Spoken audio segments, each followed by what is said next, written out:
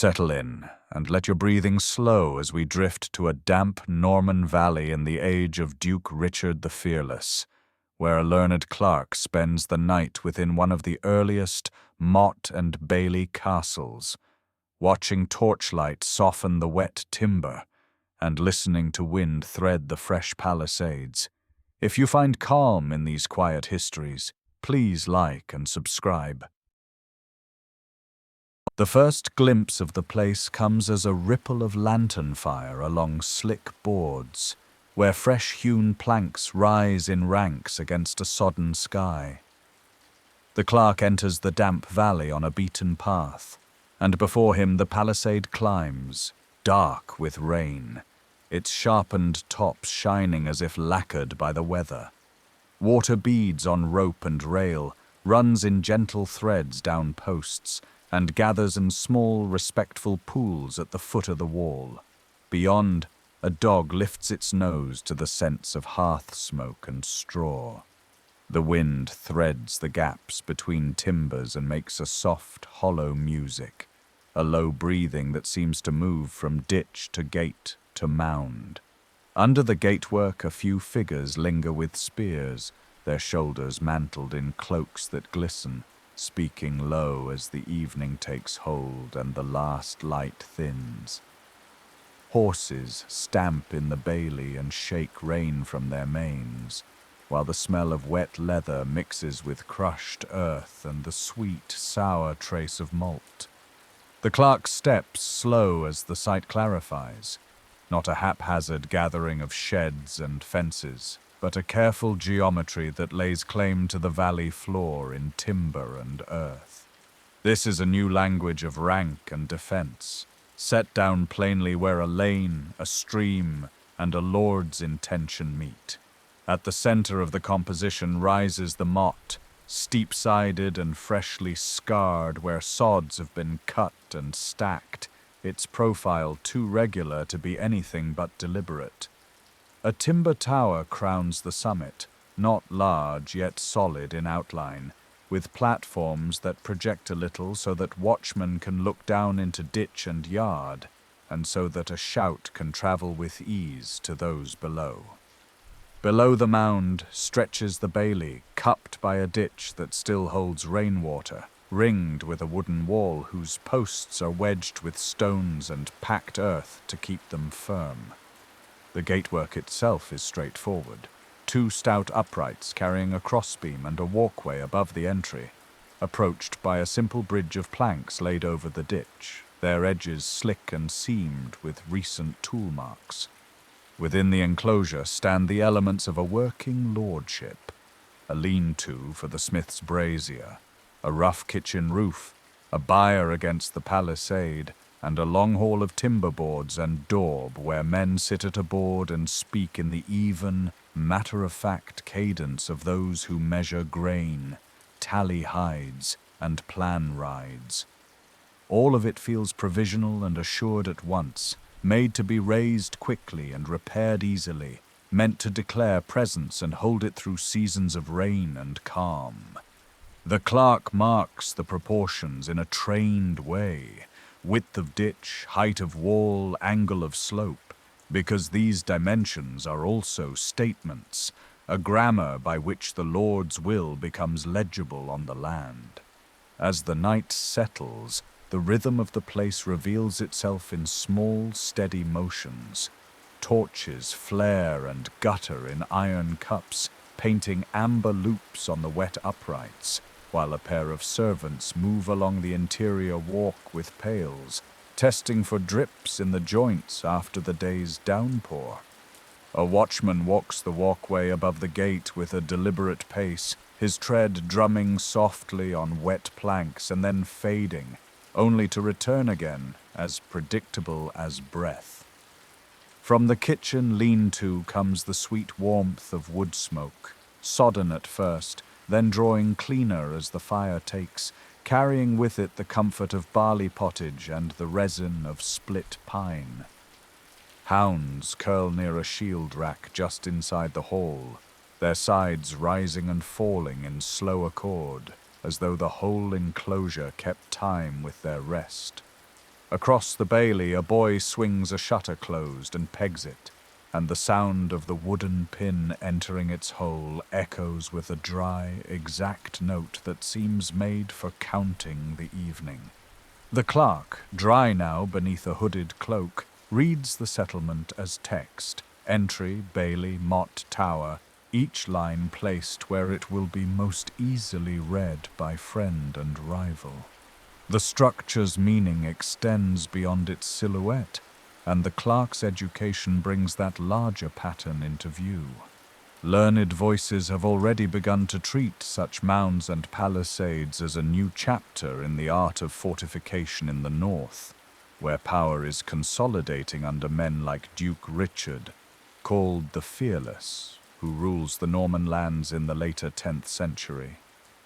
Jean Mesquy, in Château et Enceinte de la France médiévale, 1991, describes how the Motte-and-Bailey, with its raised mound and enclosed yard, emerged as a practical response to both local rivalry and administrative need, yielding a defensible nucleus that could be sited with precision at river crossings, markets, and roadheads. R. Allen Brown, writing on castles and their Norman lineage, emphasizes that this form, common in Normandy by the late 10th and early 11th centuries, would later be carried abroad after 1066, multiplying swiftly across England, where its speed of erection and clear symbolism served conquerors and stewards alike. Here, in a damp valley not far from the lower Seine, the type appears in its early wooden phase, without stone keep or ashlar curtain, yet already expressing the same vocabulary, height, enclosure, and the marshal of labor that would define its later stone descendants. The timber tower promises vantage and refuge. The ditch and palisade define a precinct where dues are gathered, men mustered, and disputes heard. The whole becomes a fixed point in the social map as much as in the physical one. The clerk considers how quickly such places can be made and remade, raised in a season, repaired in a week, and how that agility suits a polity still knitting itself together under a vigilant duke. Closer to hand, the practical craft of the builders speaks in rough textures and simple joints. The sides of the motte show the imprint of spade and wickerwork sled, with seams of clay tamped between darker bands of turf, while short brush fends off the first trickles of erosion. The palisade posts bear cut marks where wedges were driven, their ends charred to resist rot, a small precaution against the damp that settles here when the wind turns off the marsh. Pegged scarf joints secure horizontal rails to uprights, and the walkway behind the palisade is braced with diagonal struts that creak gently in the wind, a friendly chorus rather than a warning. In the Bailey's corner, a carpenter taps in a tree-nail with a rhythm as patient as a rain drip, then pauses to test the fit with a palm, the way a reader proofs a line. Straw has been strewn to bind the mud, and beneath the straw the soil bears the imprint of many coming and going feet. Herdsmen, messengers, reeves, and the Lord's men-at-arms, all folding their paths into a single broad track between the gate and the hall. The clerk watches a pack-horse led across the plank bridge with panniers of salt and smoked fish, and notes how the whole structure, from gate to storehouse, guides such movement to predictable places, fitting the day's traffic to the enclosure's design. Within the hall, routine anchors the evening in steady intervals. Lamps burn with a steady resin-scented flame. A board is set on trestles. A roll of parchment lies weighted by a knife as a steward tallies renders in grain and fleece. A wax tablet receives notes in a careful hand, while a messenger from a neighboring manor warms his palms before a brazier and speaks of bridges out and fords passable, of barley nearly ripe, of a boundary ditch that needs turning.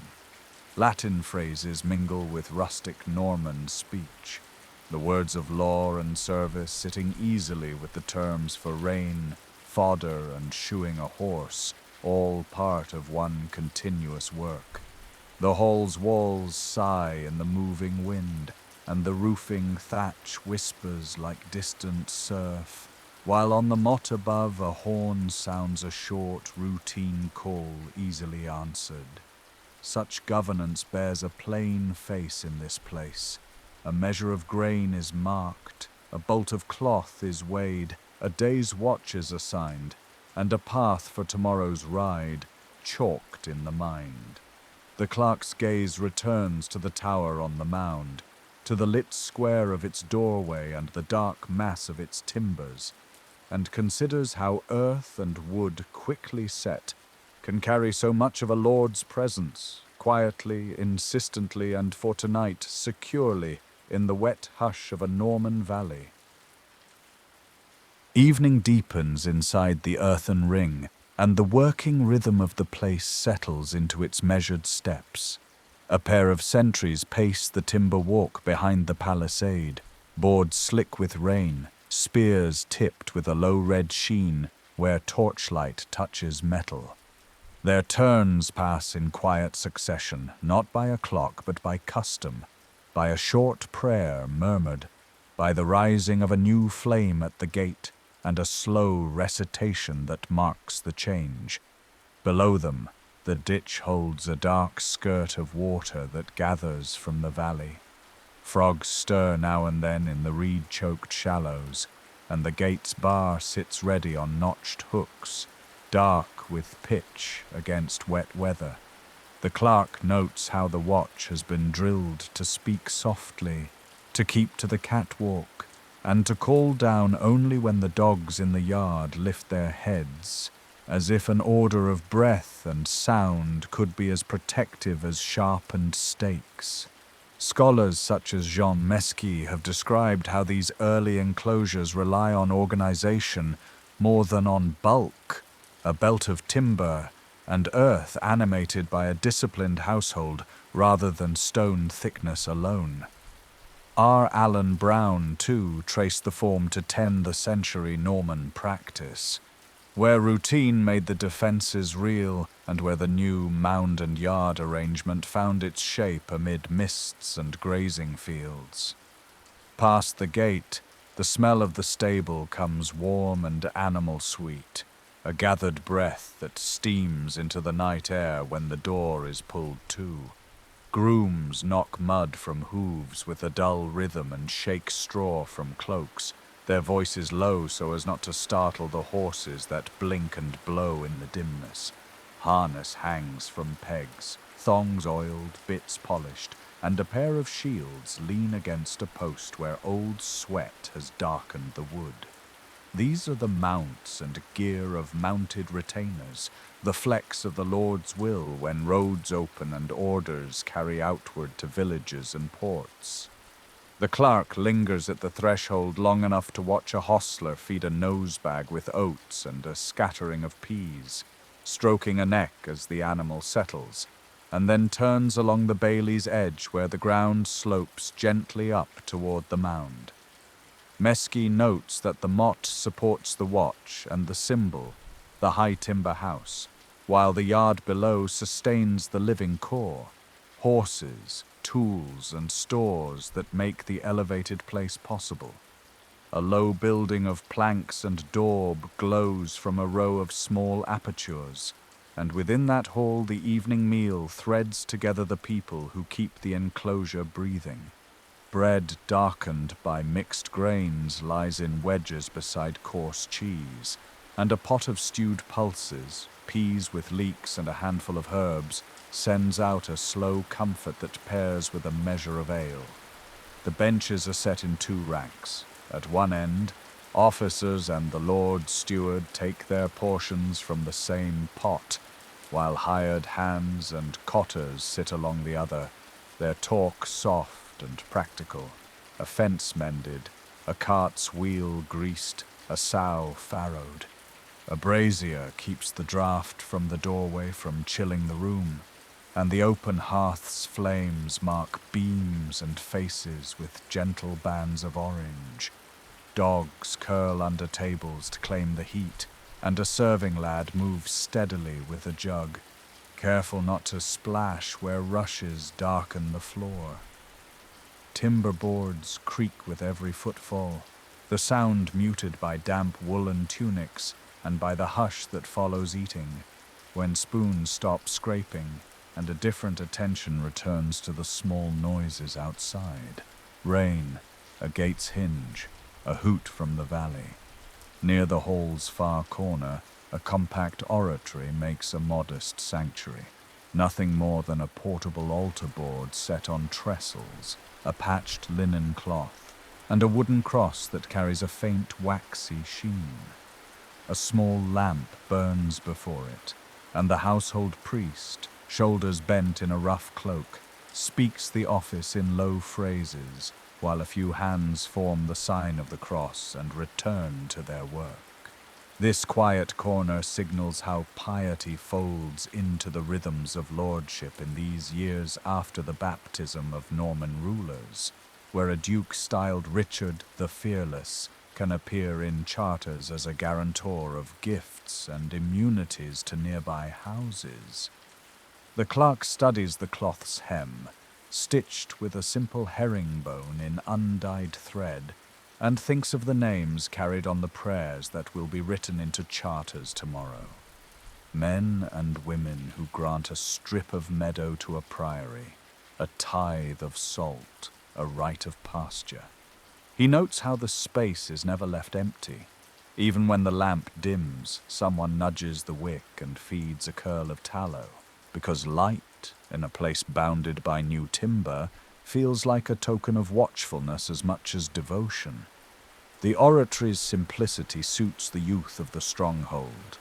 R. Allen Brown remarked that such early sites enact authority with wooden forms and clear signs, rather than with the permanence of stone and carved program.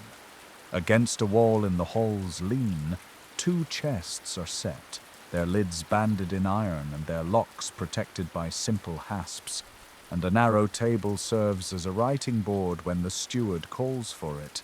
Within lie folded charters and tallies, the latter cut from hazel or willow, notched to show account in duplicates split lengthwise so that steward and tenant carry matching proofs. Parchment leaves, scraped thin and smooth, nestle with a handful of wax tablets scored by earlier notes. Beside them rest a small knife, a horn of ink made from oak galls, and several quills pinned by a pebble. When the steward passes a message, the clerk settles on a bench near the brazier and makes a careful hand, Caroline minuscule, steady and rounded, so that names of witnesses sit clear beside their crosses. Renders are recorded in the simplest terms the house understands. 2 measures of rye after the harvest, 4 pigs at Martinmas, a stack of salt cake after the spring boiling, and a cartload of firewood every fortnight while the rains last. Letters arrive from neighboring estates that share the same duties and concerns, and reading letters by wavering flame while rain drips from the palisade rails links these places in a loop of news that feels as solid as any plank in the fence. Around the yard, small buildings cluster by function rather than show. A kitchen lean-to with a clay oven domed against the wall, a forge whose faint ring continues past full dark, and a granary held above the ground on stout posts. Cooks translate sacks of grain and a brace of leeks into porridge for the sick, and crust for tomorrow's trenchers, their sleeves rolled against spills while steam blurs the doorway. At the forge, the smith's helper works bellows gently to keep the coals awake, and the smith taps rivets home with small strokes so as not to startle the tethered animals.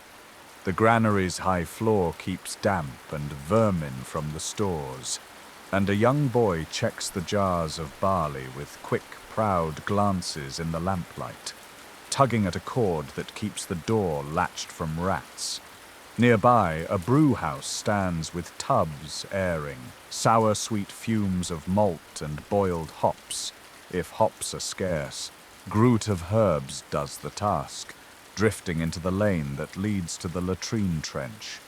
The yard itself is a churned brown plain, but it is crossed by paths of brush and planks that make a known pattern underfoot, so that even in the dark, feet remember where to step. The climb up the mound rises steep but familiar, and a narrow path of beaten clay turns past a shelf where bundles of spare stakes lie stacked under a tarp of stitched hides. A guard ascends with a fresh torch. The flame trudges upward with him, a small moving island in the damp. Above, a timber house crowns the motte, its walls braced with diagonal members and its entrance raised, reached by a flight of steps that can be pulled back. The palisade at this higher ring is tighter and a little thicker, and the dead ground below it is kept clear, so that no brush offers cover to an approaching figure. Mesky describes such upper works as simple but intentional. A high shelter that is both watchplace and refuge, a sign in wood that can be read from the valley tracks. From here, the idea would travel, as Brown writes, out of Normandy with formidable speed after 1066, the earthen mound and its wooden ring appearing at river bends and crossing points across England, proof that a plan could be carried as surely as men on horses. Back in the Bailey, the clerk receives a charter to copy, and the formula rolls out the way it has been taught. An invocation at the head, a pious reason for the grant, the description of the boundary by brook and oak and stone, and then a line of witnesses, each with a cross for a name. The parchment takes ink cleanly tonight, and the knife's edge raises a little curl where a hair snagged earlier, a minor flaw soon forgotten. When the content mentions Duke Richard, the title stands proud, Dux Normanorum, and the grant's power becomes clear. Tenants know where seigneurial rights lie, where tolls will be taken, where protection will be given. A small seal case sits ready in the chest, soft waxes warmed by a thumb, and though great seals are rare at such a sight, the steward keeps a matrix of lesser device for the house, a mark that repeats on receipts and letters to anchor their origin. In the same hand, he writes a short account of renders promised and collected, aligning the tally's notches with words that fix them to a date and a person, because paper alone, parchment, needs witnesses to live. The act feels not lofty but grounding. It ties the night's quiet to fields and men and dews that will arrive as surely as the next watch change. Order reaches outward as the hour turns, and even the quiet talk by the forge slows as doors are barred and tools are hung where they belong. A boy leads a dog to a dry corner under the eaves, and two women, cloaks drawn tight, laugh softly at a slip in the mud and steady each other to the doorway. The steward checks the gate once more and rubs the bar with grease so that it lifts without shriek at dawn, and then touches the oratory lamp's rim as if it were a familiar friend. Rain finds a steady course from rail to rail of the palisade, a narrow music that repeats itself until the ear accepts it as part of the fence. In this place, the earthwork does not pretend to be a mountain. It asks instead for habits, of watch, of prayer, of meal, of writing, that bind it to the land it oversees. Scholars have long remarked that the Motte-and-Bailey is an idea as much as a structure. Brown and Mesky meet in the thought that it is the household, taught to move like water along the same grooves, that makes the timber strong.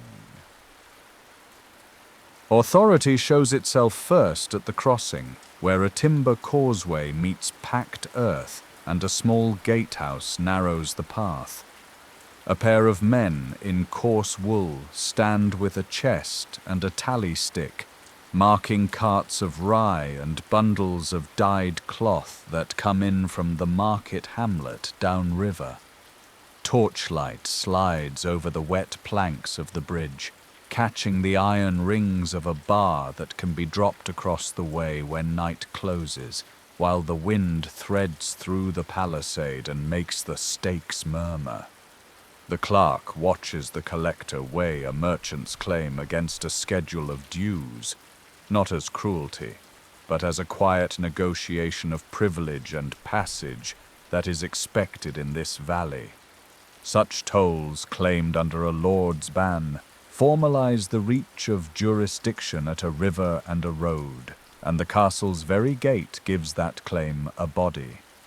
R. Allen Brown, writing on Norman practices in the 10th and 11th centuries, noted how such wooden defences rose at nodal points and made power legible in the landscape, long before stone would render the same language in a harder script.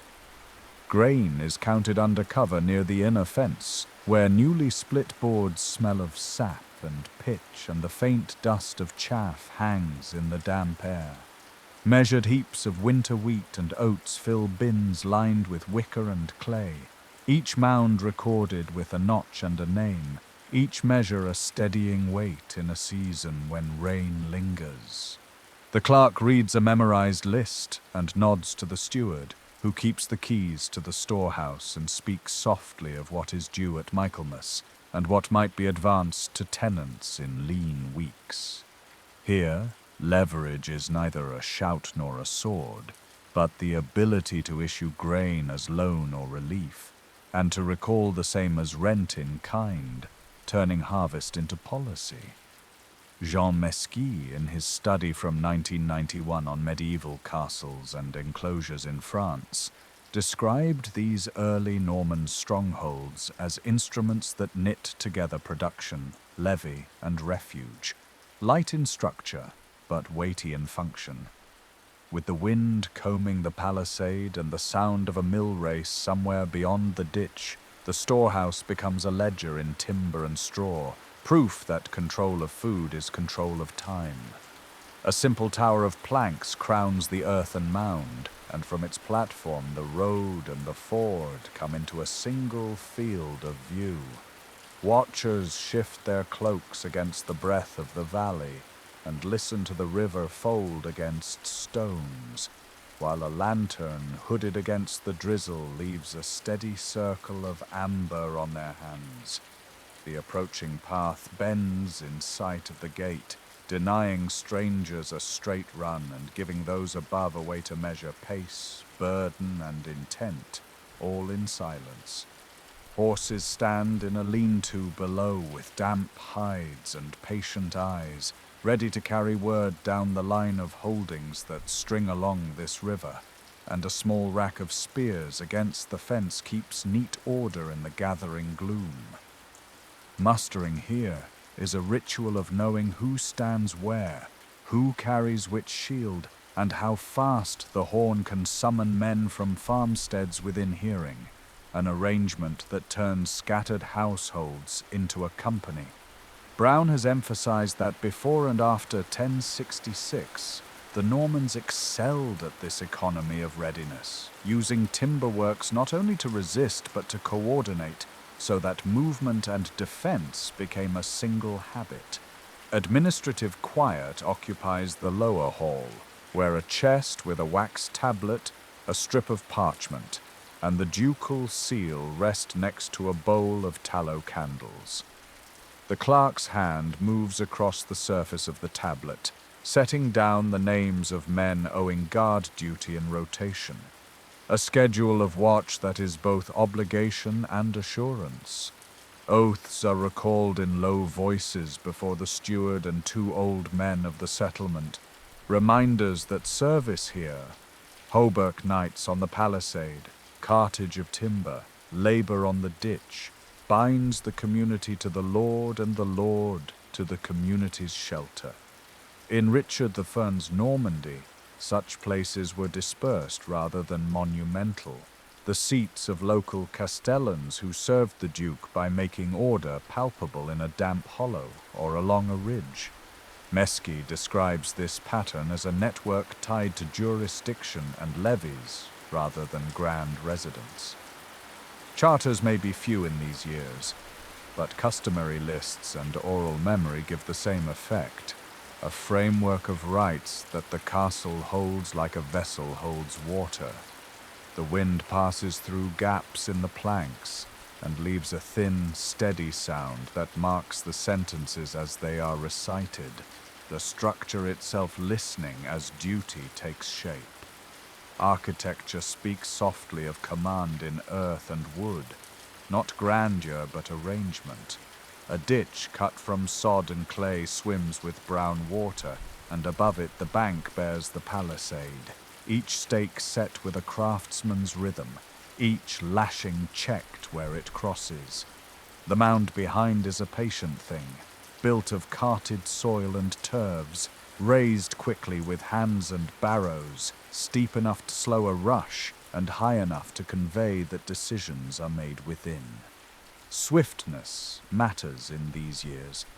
A lord who can enclose and overlook in a single season can also stabilize a route, mark a space for storage and judgment, and declare that violence will be channeled.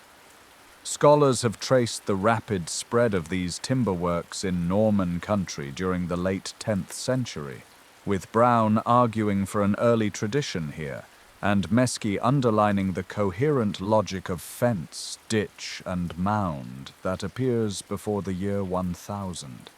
Later, after the conquest of England in 1066, the same logic travelled with Norman lords, expanding the vocabulary of authority overseas. But its grammar seems already present in this wet valley, spoken in rough boards and the hush of the river. Hospitality, too, lies within the fence, and it is not separate from control. A hearth in the hall sends a mild warmth into benches set under the wall, and men and women from the outlying farms share bread, a shallow bowl of pottage, and a cup of ale under the steward's eye. Guests with letters, pilgrims with badges, and a messenger from a neighboring fief find places along the board by precedence, an arrangement that teaches as it feeds. Disputes are heard near the doorway where light is best, small matters of boundary and debt that can be settled with witnesses and a few measured words, sparing the need to call men to arms. Bread is issued to the gate at closing, a portion for the night watch and a portion for any stranger sheltered in the lean-to outside the entry. And this charity, ordered and recorded, strengthens the Lord's claim to rule fairly.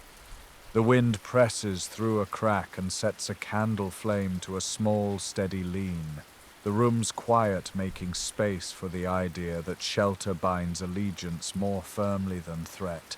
Signals and schedules ripple through the night, giving the place its dignity. A horn's low note just after dusk tells the hamlet the bridge bar has come down, and a second call registers the change of watch, while distant dogs answer and then fall still. Keys for the storehouse and the gate are hung on a peg behind the steward, whose belt bears a piece of parchment with the names of men to rouse if a beacon flares upstream. A small wooden cross, fixed above the inner door, hints at a chapel to be raised when labor runs slack, for sacral space near the hall is part of order here, a sign that judgment and mercy should share a wall. Under Duke Richard I, the duchy's peace depends not only on ducal raids and treaties, but on these local frameworks that keep men fed and accounted for, steadying travel and trade while claiming dues in a language understood by all who pass. Mesky's account of early castles emphasizes this stabilizing role, while Brown's writing reminds that such frameworks could expand quickly across regions once their efficiency was proven. The wind in the palisade keeps its level song through all these motions, like a reed pipe under a plain chant, unremarkable but persistent, a background against which rule becomes a habit. From the mound, the clerk looks across the valley and sees how the castle's geometry meshes with ground and water. The ford lies slightly oblique to the gate, forcing a turn that brings every traveller within sight. The road angles past a hedge of hawthorn, so carts cannot hide what they carry. The outer ditch drains into a side channel whose sluice can be made to flood the approach if danger arrives. Beyond, a scatter of cottages and barns cluster near the Lord's bake oven, a feature as practical as it is symbolic. For common baking under a lord's protection sustains safety and confirms duty in the scent of warm loaves. A corral holds a handful of young oxen earmarked for plough teams, and the steward has marked which households will borrow them at planting, another instance of resource pooled at the center and released according to a rule. Even the scrap piles tell a story. Offcuts from timberwork stacked for fuel, broken hoop iron saved for the smith, hemp rope drying under a lean roof, all the small economies of a place that gathers, apportions, and returns. With the wind brushing the fences and the river lifting mist from its back, the scene reads not as a barricade but as a calendar made of wood and earth, organizing time, labor, and protection under one name. Mist carried along the ditch and up the slope, and the clerk measured the outline of the place against the dark. A rounded mound lifted from the wet soil, its crown ringed with sharpened stakes, and a timber tower set within them, while a lower ward lay beside it, enclosed in its own fence of stout posts and rails. The form felt new, yet already confident. A compact, layered arrangement of earth bank, water-filled trench, palisade, and inner stair, all leading the eye toward the wooden summit. Under Duke Richard I, this kind of construction had begun to appear across Norman valleys and ridges, answering a fragmented political countryside with an architecture of swift command. Jean Mesquy in Château et Enceinte de la France médiévale, 1991, describes the emergence of such mounds and courts in the 10th century, noting their concentration in Normandy and neighboring regions where resources of timber and labor were close at hand. R. Allen Brown, writing on Norman castles and their English successors, emphasized how the pairing of a raised motte with an attached yard made a resilient, repeatable plan whose logic traveled easily from one lordship to another. The clerk saw only torchlight on wet timber, but that quiet lamp marked a wider change in how power settled into the land. A simple combination of earth and wood had practical virtues that suited anxious times and ambitious men. Soil could be heaped quickly, whether by villagers bound to serve or by hired hands promised coin or protection, and the mound's steep sides, faced with turves or brushwood, gave immediate height to a small garrison. Timber palisades rose in days, not months, pegged and scarfed by carpenters who understood how green oak flexed and held in damp weather. A firing platform could be lashed behind the stakes to steady those on watch.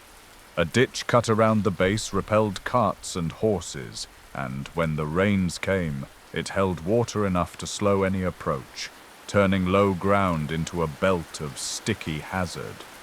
Even the entrance invited restraint. A narrow bridge or causeway that could be denied by a removable bar, forcing visitors into recognition of seigneurial space before a word was spoken. Brown underscored this economy of means, fast to found, modest to man, and easy to repair, arguing that such works allowed a lord to plant authority at key crossings, at market nodes, and along contested edges without waiting for quarries and masons.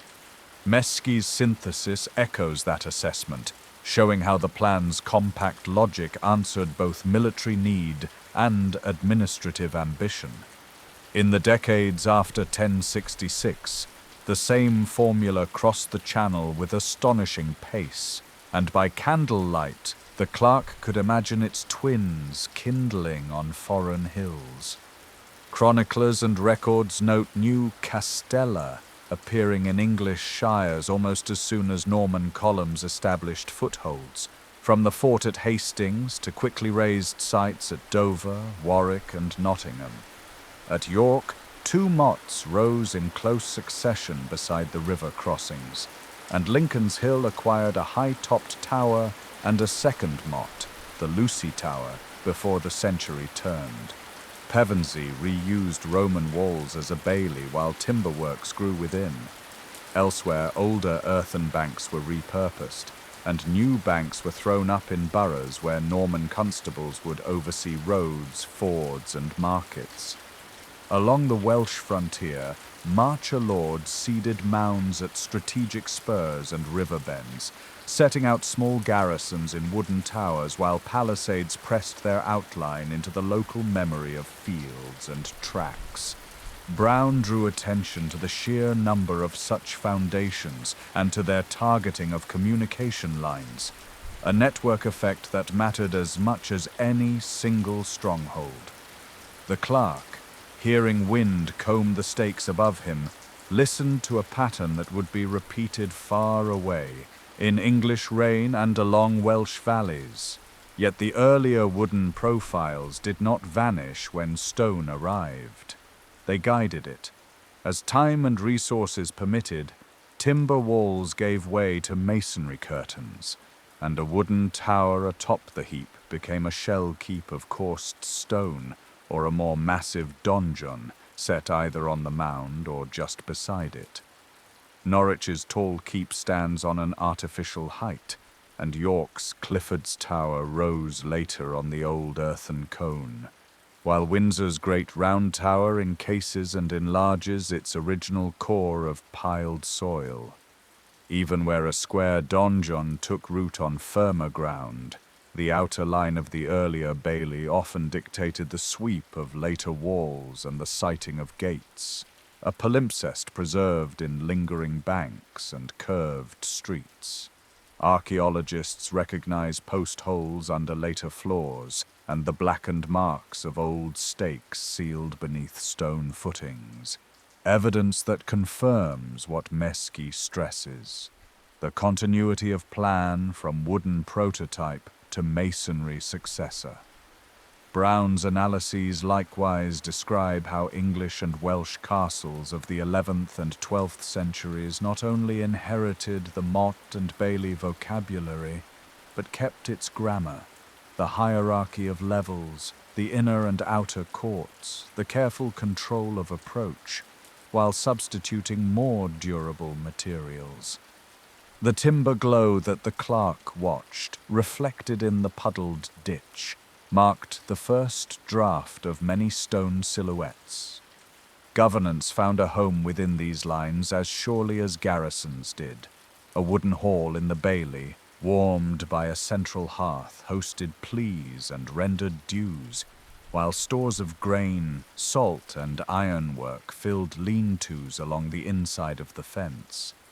Tethered horses stood by the stable, ready to carry writs or escort travelers, and a small chapel might claim a corner of the yard, lending a bell's note to the sounds of watch and rain. From here, tolls could be collected on river ice or summer ford, weights and measures could be checked, and disputes settled under a lord's eye or his clerk's careful hand. The very visibility of the mound, its deliberate rise above hedges and roofs, signaled that power had a local address, compressing administration, defense, and display into a single, compact precinct. In towns, the curve of an old bailey survives in street patterns. In the countryside, A round swell in pasture tells the same story. The clerk's candle scratched lines on parchment by habit, but the castle itself wrote longer lines across the landscape, and those lines could be read even after wood decayed.